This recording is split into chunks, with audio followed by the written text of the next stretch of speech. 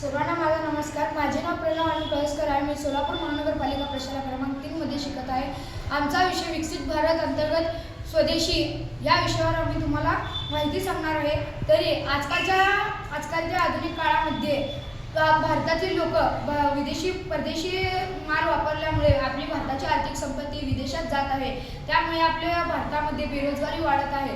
त्यामुळे महिला व युवकांना काही काम मिळत नाही. आपल्या भारताचे विकास न होता उलटा आपल्या भारताचं नाव खराब होत आहे. त्यामुळे पारंपरिक व्यवसाय सुद्धा आपल्या भारतातील बंद पडत आहेत. म्हणून आपण नेहमी स्वदेशी वस्तू वापरल्या पाहिजे. आपण विदेशी वस्तू वापरल्यामुळे आपला पैसा सगळं त्या विदेशी माणसांना जात आहे व आपले पारंपरिक उद्योगही बंद पडत आहे. उदाहरणार्थ लघु उद्योग, कुटीर उद्योग व ग्राम उद्योग हे फारच बंद पडत आहे व बेरोजगारीची आर्थिक अस्थिरता निर्माण झाली आहे. समस्येवरील समाधान. सर्वप्रथम आपण आपल्या देशातील वस्तू खरेदी करून त्यांना वाव मिळवून द्यावा. आपल्या देशातील वस्तूंचा प्रचार व प्रसार करावा. युवा व महिलांना त्यांचा रोजगार मिळवून द्यावा. विदेशी वस्तूंचा बहिष्कार करावा.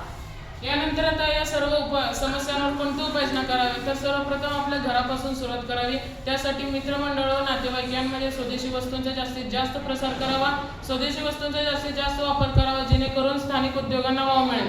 यानंतर शेतकरी संपन्न होण्यासाठी त्याच्याकडे पण स्वदेशी वस्तूंचा जास्तीत जास्त प्रसार करावा. यानंतर जास्तीत जास्त प्रसार करावा की